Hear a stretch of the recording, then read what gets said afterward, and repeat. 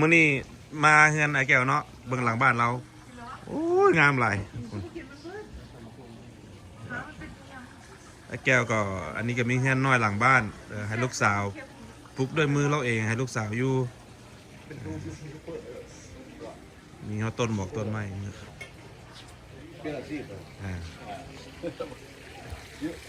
นี่ฮอดหนองปลา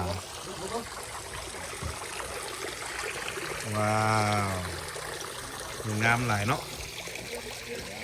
อ่ะอันนี้ก็เจ้าของ Uncle take your dad to Niner and Greenway game yeah we go อันนี้ก็เจ้าของบ้านเนาะ สบายดี อันนั้นไอ้สิหยังเนาะ บ่มีชื่อ บ่มีซื้อ ฮู้เลยยังมาถามอยู่ คนอเมริกาเนี่ยบ่ฮู้ว่าแก้วดีก็ แล้วแต่สิเอิ้นจังได๋ก็ได้เอิ้นจังได๋ก็ได้อันนี้เป็นพระเอกทั้งพระเอกดาราหนังบ่ดาราหนังดาราคาราโอเกะดาราอันน่ะแถวทั้งเพลงน่ะเนาะเว้าเล่นเด้ออย่าไปเชื่อเราเด้ออันนี้ก็ผู้ได้ซิกติเก็ตอยู่มาอันนี้ก็ดังห้องเนาะดังห้องเป็นอะไรซาวด์เอนจิเนียร์เป็นแมเนเจอร์เป็นซาวด์เอนจิเนียร์โอ้ thank you ป้าจุนว่าสิให้แพทย์ช่วยมาอดซะอ๋ออันนี้เพิ่นว่าเจ้าอันนี้ก็เคมัสเด้อเพิ่นละ4-5 ดอกพากันกินน่ะบ่แพงหรอกแพงครับขวดนี้ก็มีอยู่แต่100ก็180นี่แหละบ่หลาย110 แล้วแต่เฮาซื้ออยู่เอาอันเอาตามเนาะเดี๋ยว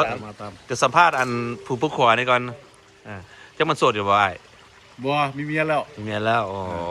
มีผัวแล้วถามว่าซั่นผู้สาวบางลาวเขาติดต่อมาในนั้นได้ซั่นน่ะเป็นกิ๊กก็ได้ขอโทษนะก็แล้วแต่เอาทั้งโทรศัพท์แต่ว่าทั้งนั้นบ่เอาไว้ละบ่แล้วโอ้ตายลองหาปามเนี่ยเปลี่ยนหลายเนาะฮักเดียวใจเดียวฮักเดียวใจเดียวเด้นี่เนาะโอ้ก็ดีใจนำเนาะอ้ายค่อย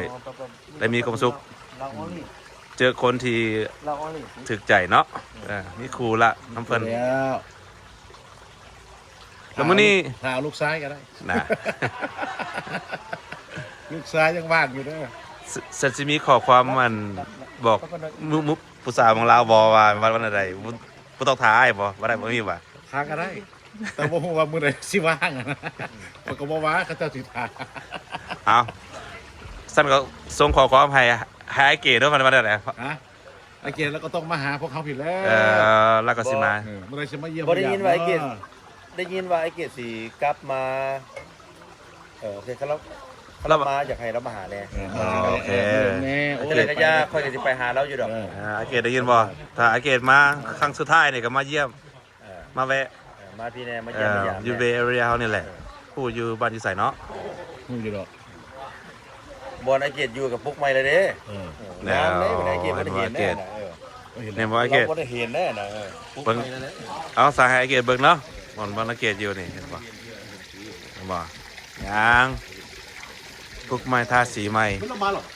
เราชื่อยูเซียสู้โบ้โหเด้อเรามาเราเลยยังเถอะยังประมาณเถอะยูทูบหาเราอ่ะฟาโร่อยู่ YouTube นี่แหละถ้าเกิดเป็นแฟนคลับเห็นอยู่เห็นบักเลี้ยงอ่ะนะเบิ้งอยู่เลี้ยงเอาเบิ้งบ้านไอเกตอยู่ครับบ้านไอเกตเคยไปกินปลาแล้วไปกินปลาตอนไปดองเราเสื้อนะ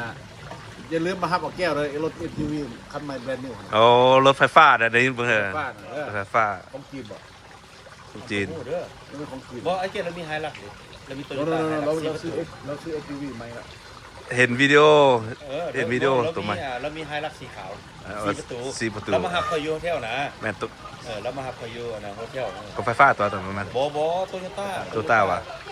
โตโยต้าไฮลักซ์เรามี4 ประตูน่ะเอาอันนี้ก็คุณหน้าคุณตาเนาะอันไผเนาะนี่แนะนำตัวเองดูไอเกตอ๋อไอเกต2บ่ไอเกต2อันนี้ก็ไอพรเนาะไอพรก็อยู่นี่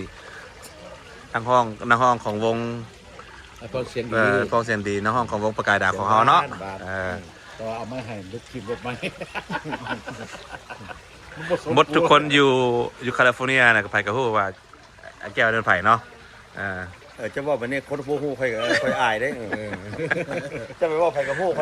คนกับ ถ้าใครต้องการนั้นนะจองวงพระกายดาวเลยติดต่อมาได้เด้อคือผู้ฮู้เขาสิค่อยอายได้บัดนี้จะไปเมืองลาวบ่ไปเชื่อที่เมืองลาว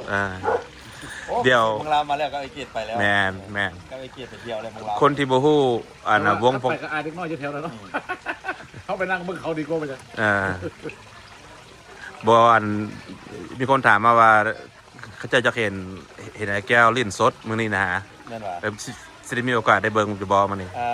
คือสิบ่มีดอกบ่มีบ่หลายแล้วเล่นมา3 มื้อซ้อนเล่น2 มื้อซ้อน2 มื้อซ้อนโอ้ขอเพลงเดียวก็บ่ได้ว่าให้แฟนเคลิบเบิ่งนี่นะจะให้แฟนเคลิบเบิ่งนี่นะเห็นมันก็บอกเขาบางทีใน YouTube มันเพลงมันนั่นดิเพลงมันอัดลงดิเอาลงมันดิมันบอกคักก็ไลฟ์ได้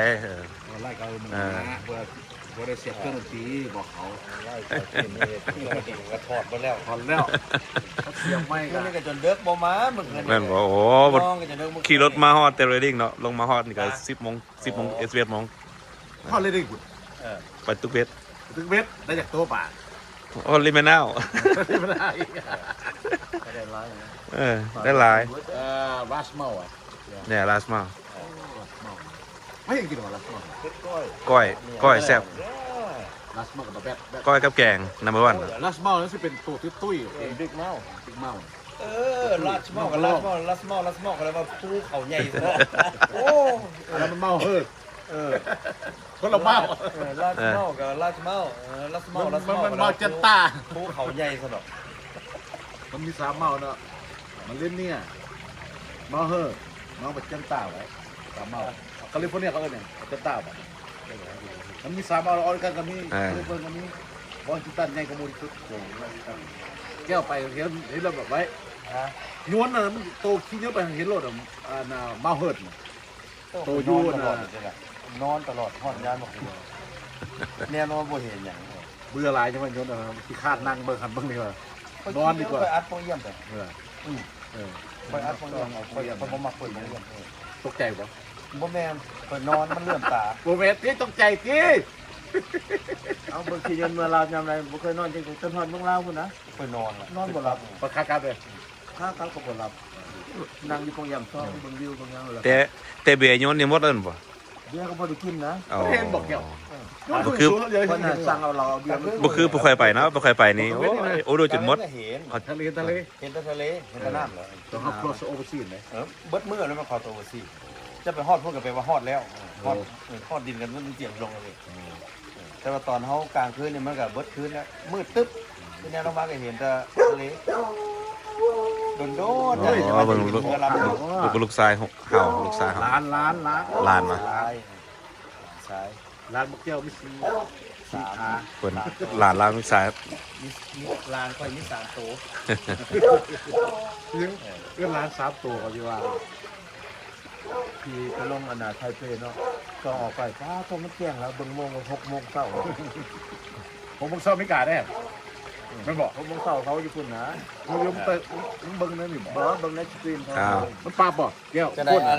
ถามไอ้เกดด้วยไอ้เกดสิมาเยี่ยมมายามอยู่บ่กลับมาอเมริกานี่มายามเรื่อยๆไอ้เกดเด้อส่งไอ้เกดเบิ่งเนาะไปได้ขึ้นไปเลยทอดทางไอ้เกดทางไอ้โจถ้าคนบ้านนอกเนาะแล้วก็อารักใจดีถ้าได้เบิ่งคลิปนี่ก็ถ้าไอ้แก้วไปนี่แก้วก็เลยไปแวะไปเยี่ยมหาเนาะโอ้ค่อยไปในมวลแหละมวลเอาค่อยไปนี่เอางัวมาเป็นโตรถเขาน่ะเขาบ่จะเบิ่งเด้ออันจะว่าไอ้เกดเราลิ้นเก่งนะไอ้แก้วถ้าลิ้นเก่งอีกเป็นอาจารย์นี่ได้ไปบอกจังซี่ค่อยก็เป็นลูกเซฟของไอ้เกดเนาะบ่เข้าไปนี่ค่อยจะเอางัวไปว่าไอ้เกดตัวนึงก่อนไอ้เกดเตรียมเด้อค่อยเอางัวไปตัวนึงไอ้เกดเล่นคีย์บอร์ดแก้วในนักห้องพาสปอร์ตเฮามี2ใบแล้วเด้อถ้า2คน2อันน้องเขาจะเจอกันนี่โอ้โหงานนี่3 มื้อก็บ่จบบ่เพราะว่าบ้านไอ้เกดใกล้บ้านนั่นค่อยเด้น่ะอ๋อใกล้ๆกันไอ้เกดอยู่เกาเลี้ยวค่อยก็อยู่อันน่ะสีบนเฮืองท่าใกล้กันบ่เฮ้ยย่างหากันก็ได้น่ะเดินยนต์เดินไปเดินยนต์ไอ้เกดอยู่หลังเนี่ยไอ้เกดอยู่หลังเดินยนต์เห็นฝาเนาะแต่ว่าค่อยอยู่นะนั่นคือเงินลงกับน้องแหละ มันสิบ่แซวเนาะ บ่มันก็บ่บิซี่คืออเมริกามันขึ้นมันลงไอ้3มินิโอเคอยู่พุ่นโดนมีลำนึง ไม่ได้มันตับกระต่ายวะเดี๋ยวมันก็ปล่อยมันเวลาว่าง มันรู้เลยเหรอว่าคนดูลงทุน มันก็เขาก็มีสเกจูให้ผู้นั้นลงตอนใดขึ้นตอนใดซึ่งเรียนตัดหน้ามันบ่ได้นิยม อ่า แต่ว่าอยู่บ้านไอ้เกียรติเราอยู่เฮียงข้างวันเวแล้วล่ะ แล้วว่าเขาไปข้างหน้านี่เขาซื้อเงินเองเนาะ แล้วความสามารถของไอ้แก้วเนี่ยเราก็เป็นมัน mechanical engineer ของคนแปลงยนต์เนาะยนต์ตกอยู่อเมริกา มีแต่คอย เรามีแต่เราเลยครับไปสอบ แล้วไม่ได้เรื่องตัวใดบอกแก้วเช็คกูมาขึ้นจริง ตัวได้ตกแล้วไม่ค่อย ไม่ถามว่ามันขึ้น มันเมาขึ้นขึ้น โอ้ของเจ้าเนี่ยกันเลย วอลลินเนาะอันนี้เรามื้อเราพักเราบริการมาเนี่ยมื้อนี้พักเรากินไว้ พัก3มื้อเฮ็ดเวียก4 อะไร มื้อ ไม่ว่าเบิ่งซื้อเนาะเราก็เฮ็ดเวียกแหน่ อินจิเนียร์ เป็นอินจิเนียร์นักฐานเนาะบ่ได้ว่าวอลลินกันบ่ได้ว่าหยอกกัน เขาจะว่า บ่เป็นอวดมันองเด้ออันนี้เป็นคอยของเลยก็สิซื้อ คนลาวก็อยู่อเมริกากันหน่อยสุดที่ได้มาฮอดขันนี้เนาะ บ่แม่นที่จริงแล้วบ่มีเงินซื้อเครื่องนุ่งแต่เครื่องทำงานเขาหาเบิกให้ฟรีก็เลยนุ่งไปซั่นแหละสิไปซื้อเครื่องนุ่งมันบ่มีเงินน่ะโอ้แต่ว่าก็เครื่องเขาจะเบิกให้ก็บุญหัวแล้วก็นุ่งไปหั่นแล้ว เอาถ้าว่ามีคนเข้ามาเบิ่งเนาะว่าอยู่เมืองลาวสิจ้างอาแก้วไปเป็นแมคานิกอยู่เมืองลาวนี่สิไปบ่นี่ เคยถูกถามแล้ว ถึงถามแล้ว ถูกถามแล้วเขาให้เงินเดือนแต่ว่ามันบ่พอก็เลยว่าโอ้เฮ็ดบ่ได้ อ๋ออันนั้นก็หลายปีแล้วบ่ หลายปีผ่านมาแล้วเขาอยากได้ตอนนั้นเขาอยากได้เพราะว่าเขามี ANP เด้ อ๋อ เขาจะได้คนมี ANP อันในสายการบินไทยแอร์เวย์ ได้ ว่าแต่ซื้อเนาะข่อยไปเปลี่ยนปีย้อนจากกลับมาบ้านเออร์ลี่บัดนี้ข่อยเลยเห็นป้ายต้องการ ANP Mechanic เขาเลยไปถามเล่นเขาเมเนเจอร์โทรหาเลยล้มเมเนเจอร์เป็นชั่วโมงเขาบ่ยอมวางโฟน โอ้โห ยอมเขาว่าสิเริ่มมื้อใดโอ้โนข่อยบ่ได้มาสมัครงานข่อยมาเปลี่ยนปียนต์สิกลับเมื่อว่าสิกลับเมื่อเขาอยากได้ กลับมาอเมริกาเนาะ อยากกลับมาอเมริกาตอนนั้นเขาก็ออฟเฟอร์โอเคกูดมานี่อยู่แต่ว่าเขาต้องย้ายไปอยู่พ้นคณะที่เฮ็ดเวียกอยู่พุ่นส่งเงินมาเลี้ยงครอบครัวมันก็บ่ได้นะ อันนั้นก็หลาย ครอบครัวเขาย้ายไปอยู่พุ่นเลยเขาก็โอเคเขาเฮ็ดได้ อันนั้นก็หลายปีแล้วเนาะ หลายปีผ่านมาแล้ว ถ้าว่าปัจจุบันนี้ถ้าเพิ่นออฟเฟอร์อีกเนาะอาแก้วจะขึ้นอะไรว่าสิ โอ้เดี๋ยวนี้สนใจแต่เรื่อง retirement เดี๋ยวนี้ มาโอ้ จอบแต่สิ retire เดี๋ยวนี้ นะ ขนาดห้องงานมาโทรให้ไปซอยเวียกเนี่ยก็ยังว่าบ่ เชื่อให้ห้อง40 ปีหรอ ฮะ เงินหมดอะไร 25ปีเลย ก็5 ปีกว่ามึงเห็นหลายคนนะ บ่25ปีแต่เงินมัน อายุเบิ่งอายุอาแก้วบ่ฮอด60ปีรีไทร์นั่นได้ บ่ค่อยเฮ็ดเวียกแปลงยนต์มันนี่ก็25ปี อ๋อ เดี๋ยวนี้ค่อยก็ ใช่เดี๋ยวนี้มัน75แล้ว รีไทร์เรื่องเรียกเนาะ เดี๋ยวนี้อายุค่อยก็ ประมาณสิอยู่ได้ประมาณ250 ปีอยู่ยังบ่ฮอดครึ่งเดือนยังสิอยู่ได้อีก อีก150 ปีอีก150 ปีเขาสิที่ไทยเหลืออีก50 ปีที่ไปฟ้า อ๋อถ้ารีไทร์สิย้ายไปอยู่เมืองลาวบ่ ฮะไปเมืองลาว ไปอยู่เมืองลาวเนาะ ไปฮู้กันอยู่พุ่นแหละ แน่น แล้ว ละ มันย่าง โอเคเด้อย่าง แบบเสือมันก็เท่าแล้วกับมันฮอดมา ข้อยก็เห็นลุงใส่ไมค์คอนโทรลอยู่แฟชั่นอลไปเมืองลาวบ่ฮอด3มื้อย่างได้เลย 25บ่ยังบ่ได้จะเป็นหยังบ่ บ่มีรถ ลาวเขาเนี่ย บ่มีรถว่ะ บ่แม่นสาวน้อยหลายเนี่ยซักมันก็เขาบ่สนใจเจ้าจำเป็นบืนย่างมาเนี่ย โอ้คนก็สมพอเราเห็นวิดีโออยู่เฮือนน่ะนะเกณฑ์อยู่ว่าเขาจะถามเห็นแล้วละใจดีถามอยู่ป่ะ หมู่เฮาไม่กล้าบักแฟรงนี่ เนาะ ปีนขึ้นโพบ่ได้สุก3สุก4บ่ขึ้น เขาเมืองลาว แนมขึ้นไปเห็นผู้สาวน้อยถ่ายอยู่เทิงพุ่นมันว่ามันสุกเขาออกเบิดมันปีนเองเจ้าคิดเบิ่งน่ะแฟนมึงสุกออกอาการเด็ดเพิ่นว่าโอ้แนมไปเบิ่งโอ้ผู้สาวอยู่เทิงพุ่น มันอายว่าได้เลย สุกเขาออกขึ้นเองเพิ่นว่าถ้ามีแต่บ่ขึ้นไหมสุกก็บ่ขึ้นดึงก็บ่ขึ้นบัดมีผู้สาวน้อยมาถ่ายเราสุกเขาออกเขาว่ามึงก็บ่สุกมือก็ออกให้มึงตกเลยอาการเด็ดเพิ่นว่า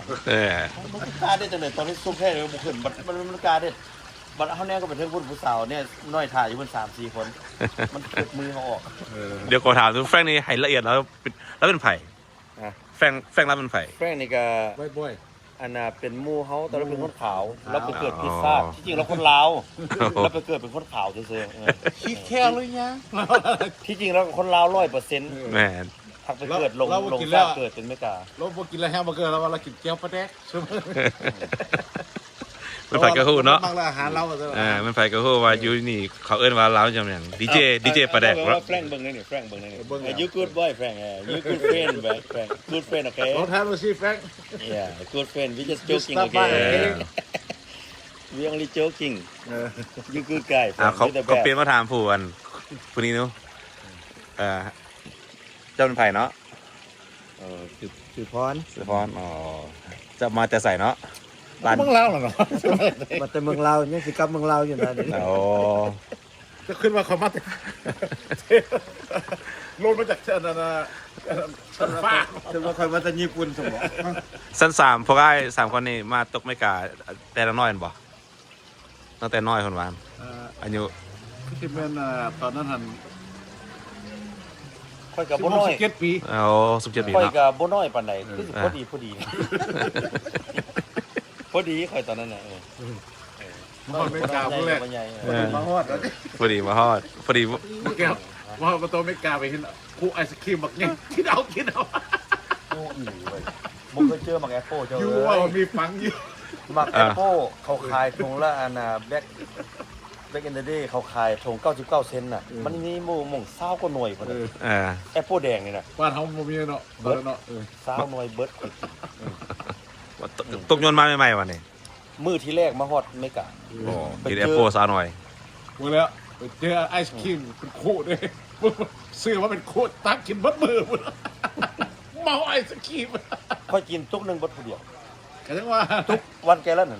ที่แรกกินหัวแล้ว เอ นะ อเบิด คู่มันกระลอนเนี่ยคู่ เกิดมาบ่เคยเนาะเกิดมาบ่เคยกินไอศครีมมาเจอโอ้ กินบ่แซ่บ มันแซ่บตาย ตอนนั้นมันกัดปลาเท้ามันน่ะ วันนี้ บ่ได้กินเนาะ เอื้อยซื้ออันน่ะชีสเบอร์เกอร์จากเมกาโนให้คนละก้อน เกิดมาบ่เคยเห็นชีสเบอร์เกอร์ ได้กินกัดกันไปคำหนึ่ง ตาแนมขึ้นฟ้า จ้า ตาข้าง บ่แซ่บปานใดเลย บนว่าบ่แซ่บเกิดมาซั่นมึงไปอยู่ไส My whole life มึงไปอยู่ไส อาหารตัวนี้น่ะถามไอ้เคยให้ไปซื้อมาอีกแล้วก็ไปซื้อมาให้อีกบ่พอ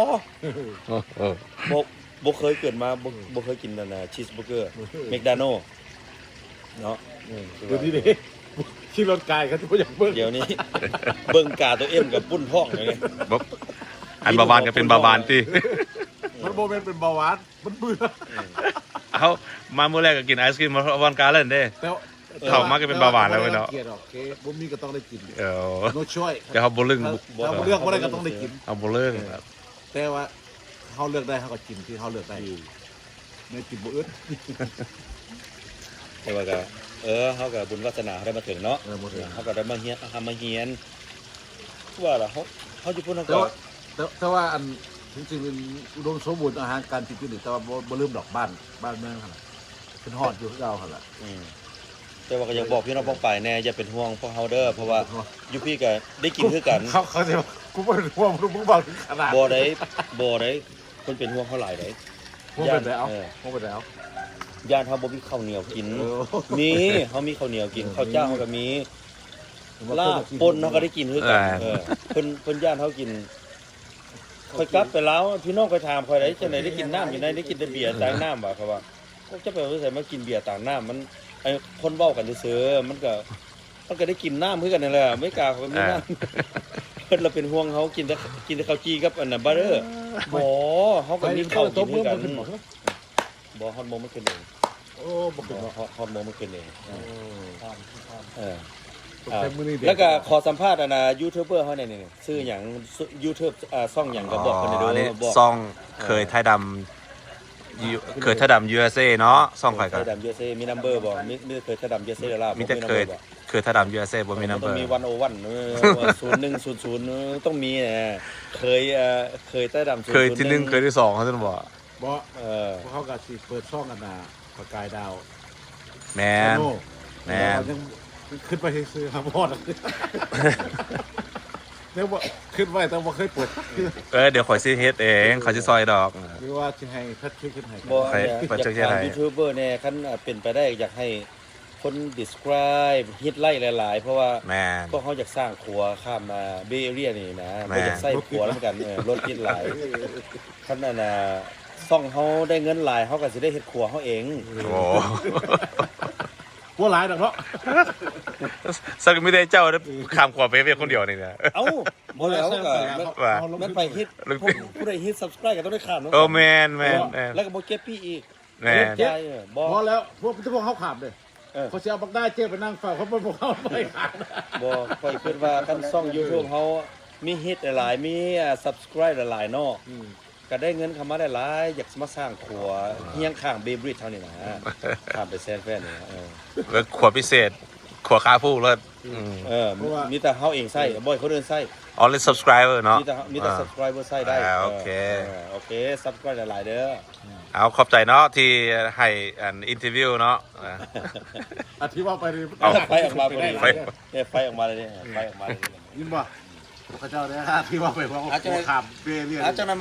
มาอินเทอร์วิวใหม่ถ้าไฟออกมามันถึงงาม โอเคเอาพอเท่านี้ก่อนเป็นนักดนตรีมันก็ได้ซ่อม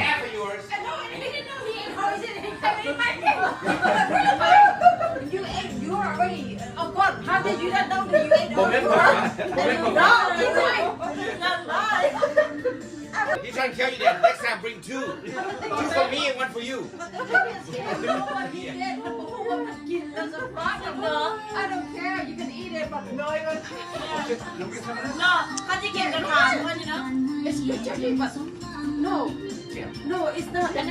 That's not the point. The point is. Because serious. The point is he did it, but he didn't know what he did. it's habit นะ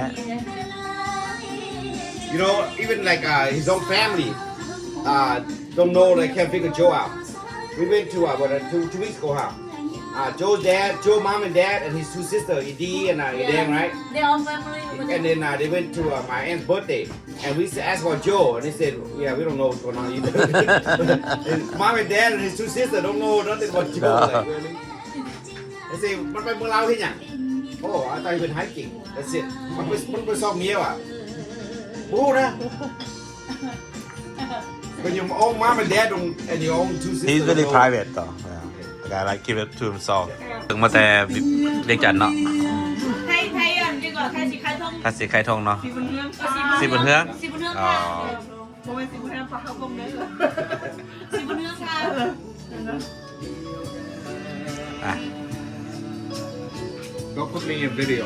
มันไม่กล้าจะปิดแล้วครับ ขาเขาปีนี้แล้ว Guy, how old is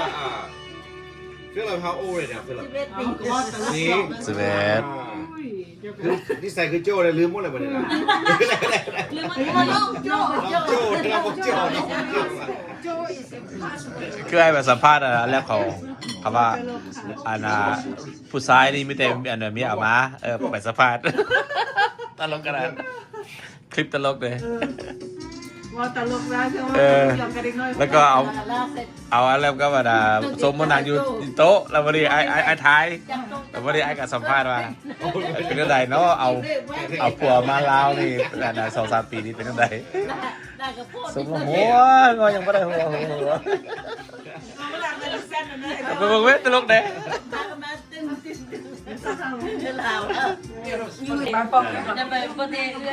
You ready?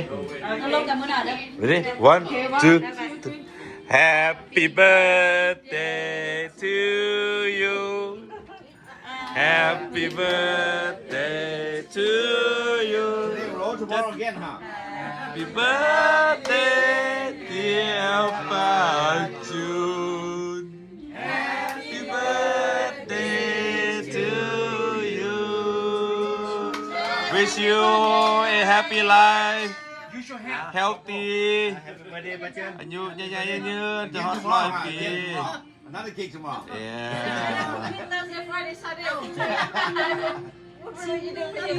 Alright. Happy birthday Thank you อ้าวของขวัญไอ้จุนได้ยังไง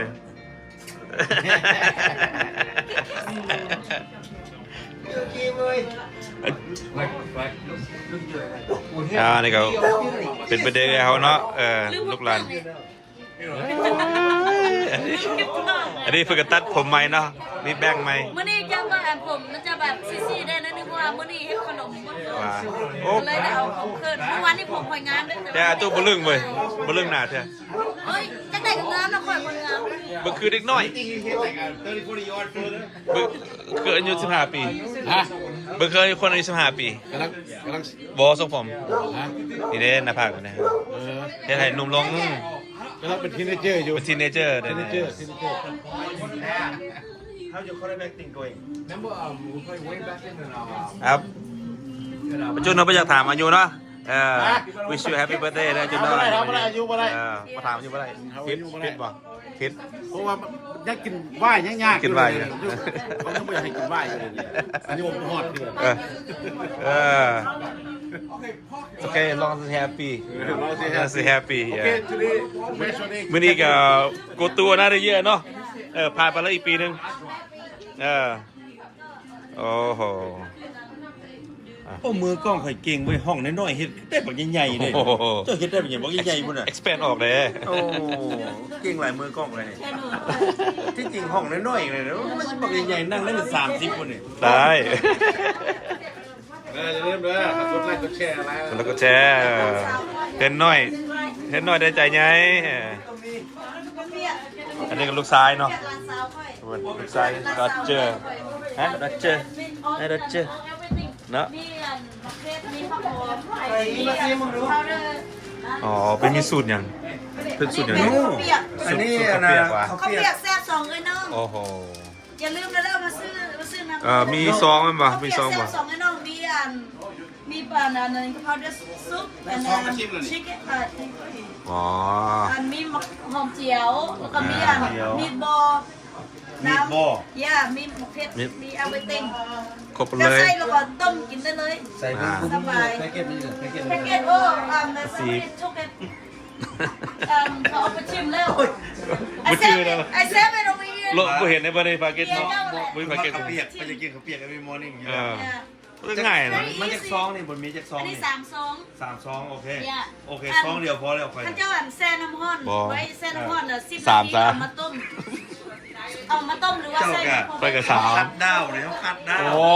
เอาฟองหนึ่งพอแล้ว ปล่อยไว้ให้มันอิ่ม พอแล้วแต่ว่าเอา เส้น ฟอง เดี เดี ย ยว ว นุ่ม พอ เอาไปตำมันแซ่บๆย่าให้ไปตำเดี๋ยวแซ่บ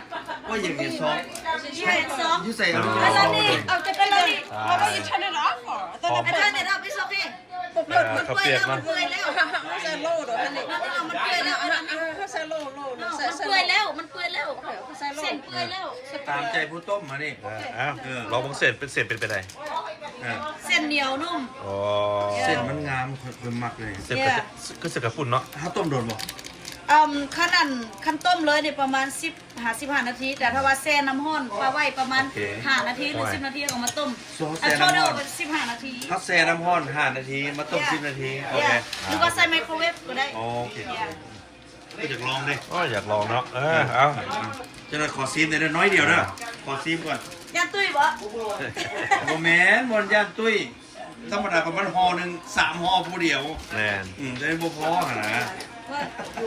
โอเคเอาทำไมต้องการซื้อก็ถามหาน้อง บุญมี บุญมี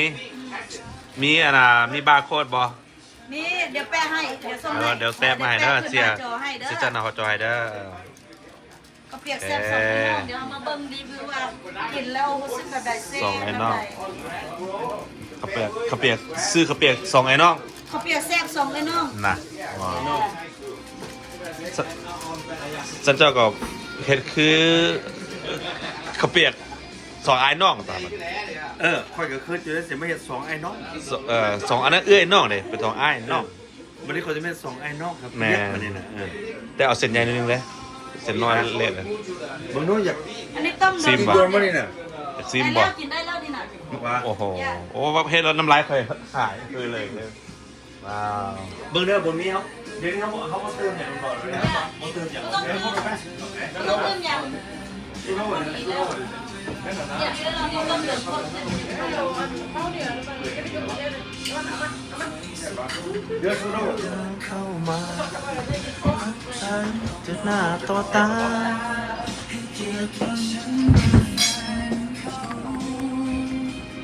เดี๋ยวแกไปนั่งมากูไปนั่งมา เขายืนน้ำเจ้าเนี่ย คุณนะเขาก็ออกมา เฮ้ยเขาจะยืนน้ำเจ้าพ่อเขาจะได้เฮี้ยงข้างกล้องตลอด โอ้นี่เอาให้อันนะให้แฟนเคลิบเบิ้งด้วยว่าอันนี้ เอาแล้วเหรอวะ จะลองเลยวันนี้ โอ้เร็ว เอาไปลอง เร็ว นั่งลองใส่ บอกเขาจะ เอา ซีมันเนี่ยเขา นั่งลองรีวิวผมรู้ไปไหนเอาเขาเปียกเขานี่นั่งลองรีวิวดูมันจะแซ่บสมใดกันแท้วะอ่ะ โอเค เอาลองรีวิว พามาน้องสาวบุญมีว่าเขาใส่อย่างแน่เพิ่นว่าบ่ต้องใส่อย่างเพิ่นต้ม ถงมานำ แค่ 10 ข้าวแช่น้ำห้อน5นาทีเขาต้ม10นาที เขาบ่ต้องเติมอย่างโอเค เดี๋ยวนี้จะรีวิวว่าเฟลเวอร์ความจริงโอเคความจริงอันนี้ก็ แต่เครื่องมานำแพ็กเกจ บุญมีกับน้องบุญมีกับน้องสาวเนาะ อ่า สิย่องกับบ่ย่องเด้อ อ่า เพราะว่าเขาต้องได้ไปตามความจริงเนาะ แมน ตามความจริงเด้ออันนี้กับน้องสาวบุญมีนี่ย่างกายไปเมื่อกี้นี่เป็นว่าให้รีวิวตามความจริงว่ามันสิซ้ำใด โอเค เพราะว่าอันนี้ก็เห็นเนาะเห็นค่าตาเนาะเพิ่นต้มมาจังซี่ อันนี้เขาบ่ได้เติมอย่างเด้อเพิ่นต้มมาให้เฮาเท่านี้แต่ว่าอยากขอซีมันได้จากฮ้อนโพดบ่กล้าสด เบอร์เอาพักใส่บ่ ที่จริงอยากมุมบด พักหอม เลย จะบอก แต่ว่าโอเคเอาซิม เอาน้ำก่อนเนาะ อันน้ำก่อนสิเบิ้ง เอาน้ำก่อนนะเอาน้ำก่อนคือว่าเด้อบ่มีหยังบ่ได้เติมหมักพอกหมักเพชรบ่ได้เติมหยังล่ะมาจากแพ็กเกจของเพิ่นเลย มีอย่างก็ออกมาทงไทยหมดเลย โอ เนาะ เคอยู่ในแพ็กเกจของข้าวเปียกซองนี่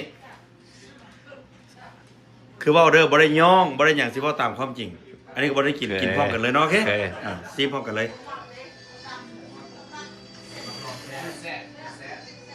นั่นแหละรสชาติ1-10 โอเค โอเค ก็ตามความจริง แต่ความจริง พอดี พอดี บ่เค็มบ่จาง นัวเด้อ น้ำพอดีเลย น้ำก็พอดี เหนียวแบบน้ำข้าวเปียก โอเคเหนียว เอาลองเส้นมาเลย ลองเส้นมึงเด้อ ลองเส้นมา แต่ว่าเรื่องน้ำนี่ น้ำโอเค โปรตีแล้ว โอเค เรื่องพอดีเลย แต่สำคัญก็เส้นในบันนี้ ขอซีมแต่ว่าลูกซีนนี่อ่ะ ลูกชิ้น นุ่มดีลูกซีนนุ่มดีเด้อ ว่าประเทศอะไร เว้าดีแท้ลูกซีนเขาคือลูกซีนอ่ะมันอยู่ในซองโดนมันสิ สุดท้ายมันก็แห้งนิดนึง มันสิแห้งเนาะ แมน มันนุ่ม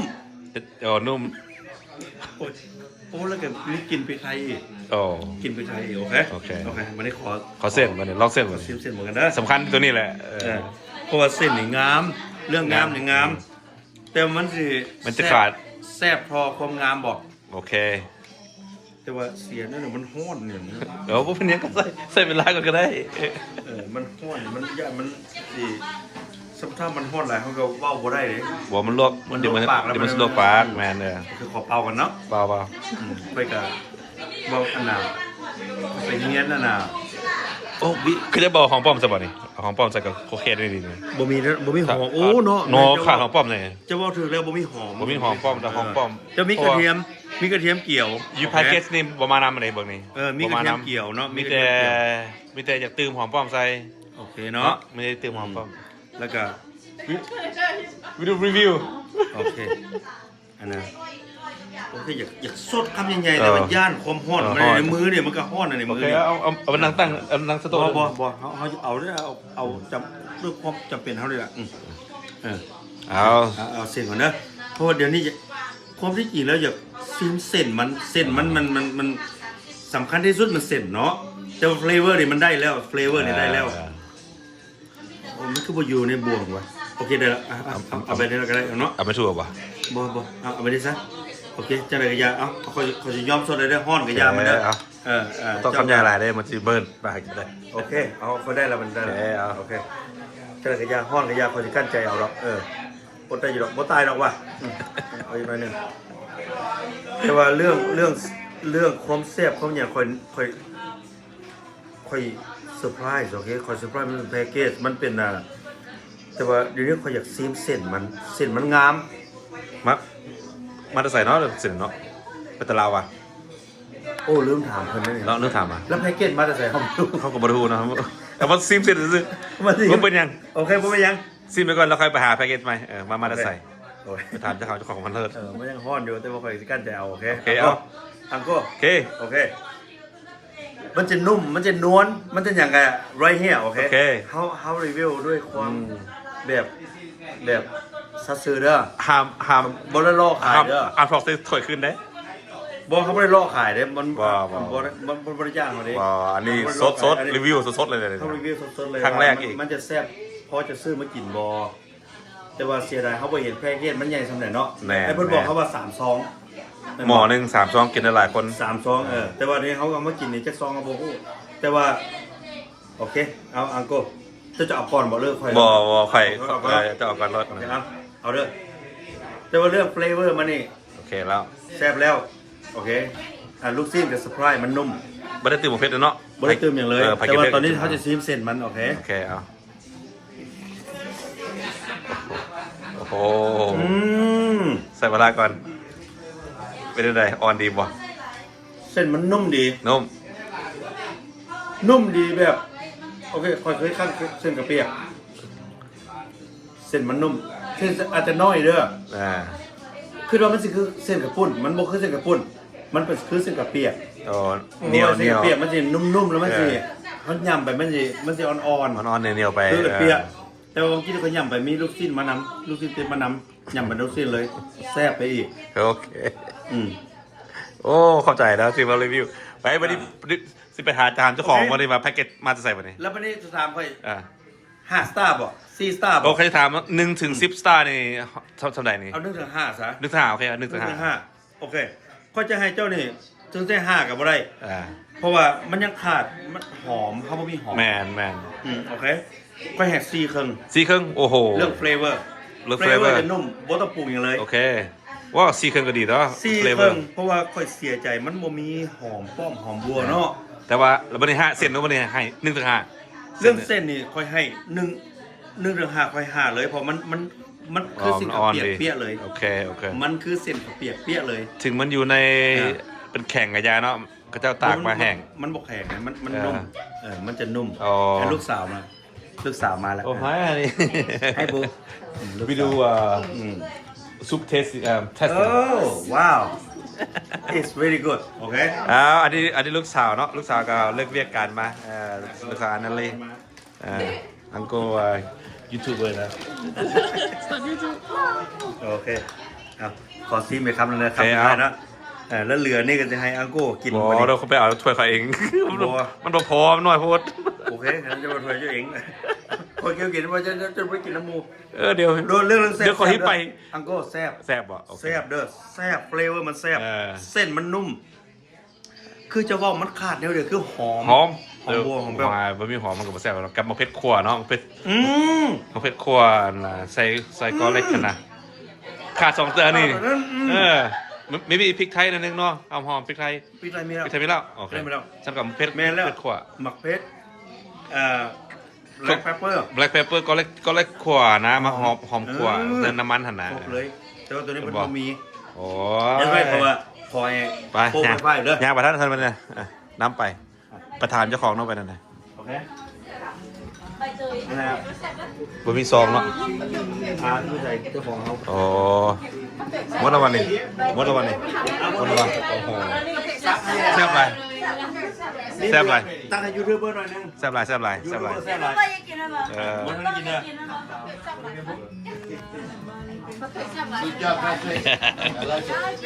ข้างไรข้างไร ไอ้เนาะ เป็นลองเสร็จกับเปียกเมื่อกี้นี่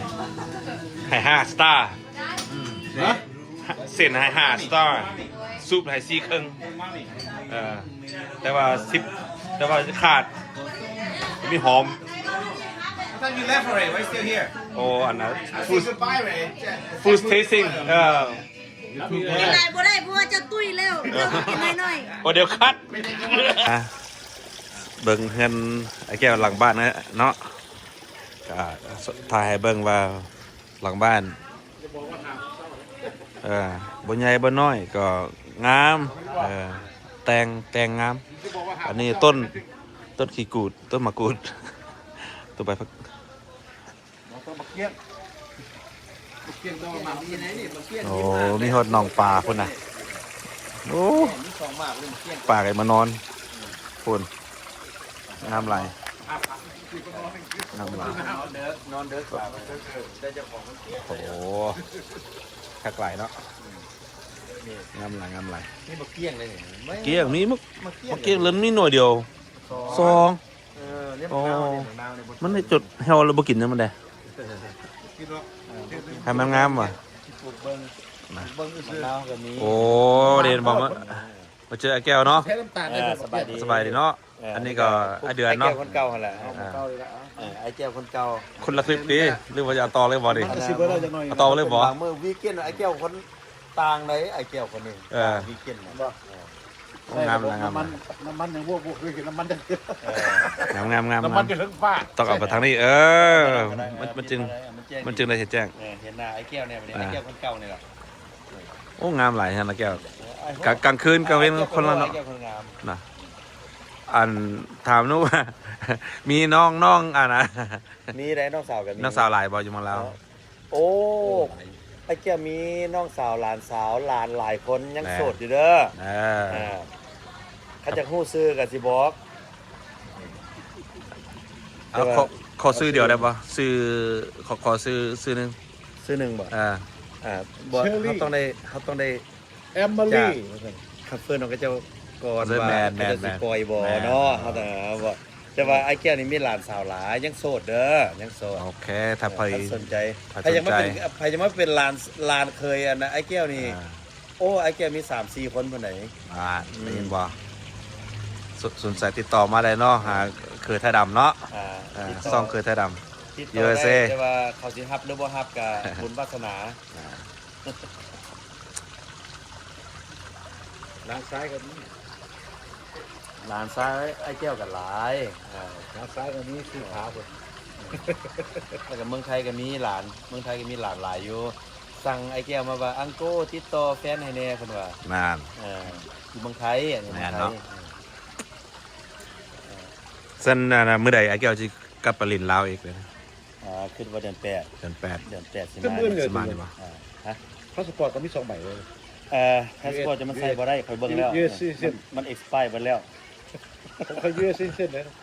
แต่ว่าบ่ได้ประทับตาเด้อ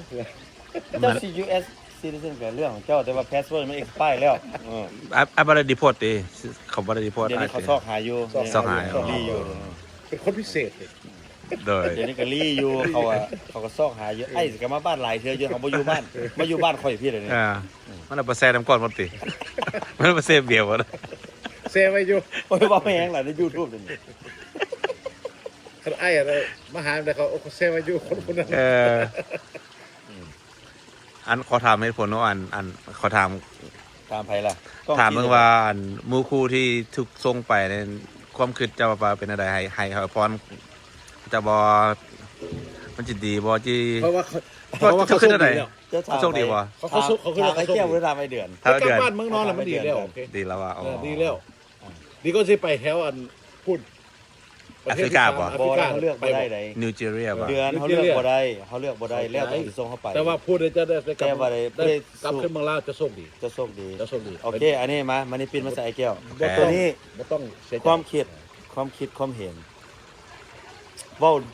บ่ดีก็บ่ได้เว้าดีก็บ่ได้ เพราะว่ามันอาจจะดีสำหรับคนอื่นเด้ เพราะว่าบางคนอาจจะ turn out to be better for them แม่ เนาะตัวนี้เนาะ อ่า ซาคอยเบิ่งเห็นมานี่ก็บางทีเขาอาจจะบ่ฮู้ว่าประเทศเฮามัน แต่ว่าจะลืมได้ประเทศเฮาก็เจ้ายินดีต้อนรับพวกเขาตลอดมาจากอเมริกาเพิ่นก็ช่วยเพิ่นอุดหนุนเพิ่นส่งเสริม แม่ โอเคเพิ่นส่งเสริมตัวนี้ค่อยดีใจน้ำลายประเทศลาวเฮาเพิ่นที่มีน้ำจิตน้ำใจแบบนี้เนาะแม่นบ่อังโก แม่แม่ ค่อยดีใจที่ค่อยเห็นที่ผู้ถูกอิมพอร์ตไปประเทศลาวก็เจ้าบ่ได้ทุกข์ยากเลยก็เจ้า turn out to be better for them ตัวนี้เห็นดีนำ ให้โอกาสเริ่มใหม่เนาะแบบ แต่ว่าประเทศลาวเฮาบ่เปรียบ เตย กัน บ่จนหน้าเขาหิว อันนี้ไอ้ตุ้ยเด้อนี่เด้อ เต้ยเนี่ย ตุ้ย อันนี้ก็ มี แม่บ้านเฮาเนาะ แม่บ้านใจดี แม่บ้านใจดี ใจดี บ่มีมื้อใดที่บ่เคยอยาก แล้วก็บ่แต่เราใจดีอยู่หรอก ตลอด เราให้อยู่แต่ว่าเราใจดี แต่ว่าเสียแนวเดียว ป้าเรานี่เราใจดีอยู่หรอก บ่อันน่ะแม่บ้านนี่ใจดี อยากให้หมู่มาเล่นน้ำแต่ละมื้อถ้าฮอดโมงอะไรก็เจ้ามือได้บัดนี้ฮอดโมงแล้วพวกเจ้ามือเด้อว่าซั่น เพิ่นก็เป็นห่วงคนไปการเนาะ พวกคอยหันกำลังได้ที่นะ กำลังม่วนๆกันแล้วว่าพวกเจ้าต้องในมือว่าซั่น อ๋อมันก็บ่ได้นะ เราไปเป็นโมง ใจดำเกิน พ ไป อ10โมงเราเก็บเหล้าเก็บเบียร์เจ้าจากมือเจ้าเลยแล้วเราญาติไปเลยไปถอกทีมรถ พอละมื้อนี้ 10โมงต้องถอกทีมเบิด โอ้ยเจ้าก็ได้เมียฮู้คำน่ะเป็นหยังเคิ้นว่าหนังมีความรับผิดชอบหลายเนาะบ่ที่จริงแล้วเราโชคดีขนาดได้ผัวดี แม่สมบอก คนก็ว่าซะ ถามแล้วแม่ น่ะ ถ้านี่มายอมรับคือทราบครับ ยอมรับเด้อยอมรับเด้ สภาพซะว่า เพราะว่าเราต้องเปลี่ยนนิสัยไปนั่น อัน นึ นี้ ง ยอมรับว่า ให้เวลาค่อยเพิ่มอีกพวกค่อยอีกไอ้ฟินิชคือสมมุตินึงเหลือแค่น้อยๆเนาะต้องใช้เวลาประมาณ20นาทีนี่ สำนั่นบ่อ๋อ โอ้เบิดละบาทนี่ไหว้กวดนึงก็บ่ได้ โนบางไหวมันสำนี่มันราคา25ดอลพุ่นนี้ แหน น้อยเดียวมันก็เซา พวกก็จะเอาเงินเสียดาย แล้วไปถอกทีมอ่ะนะเขาเครียดบางเทื่อนะข่อยก็บ่นอนแล้วเขาเป็นย่างเขาเป็นนั่งอยู่ทางเพิ่นผู้เดียวเครียดว่าไปถอกไหวผู้เดียวเขาเป็นนั่งอยู่ทางแล้วก็อีโตนเอาซื้อไหมมากินไหมข่อยก็เข้ามากินซอสแจ้งบัดนี้ข่อยก็เข้ามากินข่อยกินซอสแจ้งบ่แม่บ้านนี่นิสัยดีหลาย แม่นโชคดีแล้วเขาเนาะ ข่อยก็บ่นว่าโชคดีดอกกับบุญวาสนาเนาะพระเจ้าประสร้างเฮามาหาเฮามาเจอกันเนาะ แม่ เขาคิดว่าจังซี่ซะคนเฮามันบ่ได้เจอกันด้วยความบังเอิญดอกมันต้อง เขา มี เอิ้นว่านรกมีจริง มันมีเอิ้นอย่างนั้นน่ะบุพเพ เขาว่า สันนิ นร วาก ส มีจริง แปลว่าอย่างเดือนบุพเพสันนิวาส บุคลิกสันนิวาสก็จะ พระเจ้าประสร้าง เขาเอิ้นว่าเนื้อคู่เขาเจ้าสั่งมาไว้แล้วแต่ชาติปากก้อนนี่ข่อยเสื้อตัวนี้ข่อยเสื้อว่าบุพเพสันนิวาส แต่ว่า นี้ มาเจอกันอีกว่าแล้วนรกมีจริง นรกมีจริงไผก็ฮู้ เขา เขาก็ สวยก็ดี ดาวโอ้ นรกมีจริงเขาทุกคน ถ้าได้เจออันเนื้อคู่ละมึงเริ่มผิดนรกแล้วครับ ถ้าเขาไม่เคยถ้าดำนี่คน อังโกเซ็งกินเซ็ตเป็นแล้วว่ะเดี๋ยวนี้ขอหาก็ได้แฟนเนาะเราบอกว่ามึงเริ่มมีนรกมีจริงแล้ว แต่ว่าก็ดีใจนะมันยูทูบเบอร์เฮาเด้อ ตั้งช่องใหม่เนาะกดไลค์กดแชร์เราเลย ได้ เด้อ โอเค subscribe เป็นมือใหม่เนาะ ฮิตไลค์ฮิตแชร์ มือใหม่บ่ เพราะว่า มือใหม่บ่ จะได้เงินได้หลาย โอ้ก็มือใหม่ ให้กำลังใจเราเด้อ เราสิสร้างครัวข้ามแฟนให้พวกข่อย แต่เป้าหมายข่อยอยากอาณาสร้างครัวแต่มลามอดไม่กล้าทำได ได้ มันจะง่ายเลย อังโกเอาข้ามเฮาแฟน เอาตัว เอามลามอดใส่มาได้ป่ะเพราะว่าคน subscribe ข่อยกับมาแต่มลาวเด้โอ้ดีใจนำแต่ว่าโอเคขอให้มี subscriber หลายๆเฮาจะได้สร้างครัวไว้ เป็นยังดอก คันซับสไครต์หลายๆหันได้เงินเขามา อ๋อไม่ยากหรอก จะลืม ไอ้แกก็แปลงโยนจากอลาสกาแอร์ไลน์เนาะเป็นแมคแคนิกถ้าว่าไผ subscribe ถ้ามีบุญมีหยังก็บินมาฟรีเนาะนั่นบ่บินมาแต่ลาวฟรีรถเหรอ เดี๋ยวนี้ Alaska Airlines บินยุโรปเด้ แหน่ได้ยินบ่ มันเริ่ม แม่พี่น้อง เริ่มที่แล้วนี่เด้ บ่ฮอดเมืองไทยว่ะ ฮอตเดี๋ยวนี้ หาก็เริ่มพอดยุโรปเนาะ บ่เดี๋ยวนี้จะไปเมืองไทยเขาไปลงเจแปน อลาสกาฮอดบ่เจแปน ฮอตหรอวะ ฮอดแล้ว เดี๋ยวนี้ไปแล้วเขาใส่ เอาบ่ฮอดไต้หวันบ่ฮอดไต้หวันบ่ โคเรียนกับฮอต เขาเรียกกันฮอดไต้หวันบ่ฮอดเนาะ ฮอตเจ้าบ่ฮอตเมืองไทยเถอะ บ่ฮอดเมืองไทย ว่าเขาไปฮอตเจแปนแล้วเขาขี่ยนต์จังก็ได้เขาเมืองไทยหั่น เขาไปของลาวฮอดบ่ เมืองลาวก็ฮอต อลาสกา โอ้ย่านบ่ฮอตบ่ไต่เด้อ แต่ได้ต่อว่ะ บ่ไต่ต้องเลยไป บ่เขาเป็นอันเวอร์จินฮอดเนาะ บ่เวอร์จินเซาแล้วเวอร์จิน ผู้อยู่แต่เขาสมัยตะกี้เจ้าเฮ็ด สมัยตะกี้โนเพราะว่าเป็น domestic only อยู่ โอ้เวอร์จินนี่มันภายในประเทศอย่างเดียว แต่ว่า Alaska เพราะว่าไป international บัดนี้เขาก็ไปเบิดเลยเดี๋ยวนี้ฮอตยุโรปแล้ว มื้อน่ะเฮาก็หาขี่ยนต์เล่นเลาะเล่นเบื่อขี่รถแล้วนะจะขี่ยนต์ขี่บินรอดับตาเบงเรียกเขาเลยนะ ไปก็ไป ซื้อแต่ข้าวบ่ได้วะ เขาขี่ยนต์ฟรีเลยอังก็ แหม เขาจะบุกเขาจะก็ไปอยากไป ไปฮาวายเนาะ ฮาวายมันสบายอยู่แล้ว อลาสกาฮอดเนาะ บอกเขาออกจากเซนเตอร์ฮาวายเลย บินตรงเลยบ่ ตรงเลย ไป แล้ววันนี้เขาก็ออกจากฮาวายไปเมืองลาวก็ได้บ่เมืองลาวฮาวายเขาไป เพราะเขาขึ้นว่าจะฮอดมันฮอดซันเดโกก่อนพาไปซันเดโกก็ใก ไป ล้ เลย มา ดิไปเลยดิซันนี่ก็ไปแล้วเขาเปิดอะไรเมื่อวานเมื่อก่อนนี่ Alaska Airlines เปิดอันfrom Oakland to San Diego อย่าบอกนะว่า 4 flight a day บอกว่าออกเล่นจะว่าจะเป็นซานฟรานซิสโกเทอร์มินอลโมเมนต์ไหนออกเล่นก็ออกเล่นเนาะ Oakland บางที Oakland ออกเล่นน่ะโมเมนต์ บอก โมเมนต์ ขึ้นอยู่ เซน Oakland เฟนกับเซนเฟนเทอร์มินอล เพราะว่า แต่ว่า อยู่ Oakland เขามี เมืองติด เขามี4 flight a day เด้อจาก Oakland to San Diego Alaska เสีย Airlines ดอก เขาได้ New เสีย Route ดอกบ่ฮอดบ่บ่มีบ่ โอ้ย Alaska มันไปZero every 20 minutes อังก็ อ๋อ 20นาทีมันไปแล้วลอสเวกัสนะบ่มีบ่ ลาสเวกัสก็มีแล้วเซนเฟนก็มีโอ๊กแลนด์ก็มี นิวยอร์กฮอลล์บ่ นอกจากไปแล้วเขาไปมาหลายปีแล้วมันไปซื้อ ได้ แล้ว ได้เขาว่าน้ำมันแพงเขายังเดินบินอยู่ว่ะน้ำมันขึ้น เขาตัด 19% อ๋อ อัมพอย บอแมนแอร์เพลน โอเค เขาตัด 19% เพิ่มบ่คือตัด ตัดน้ำมันมันแพงเดี๋ยวเขาเอาใส่เดบอลาสกาก็เจ้าเขามียนต์น้อย อ๋อ เขาบ่จะเป็นไส้ยนต์ใหญ่ ส่วนใหญ่เนอะ เขามียนต์น้อย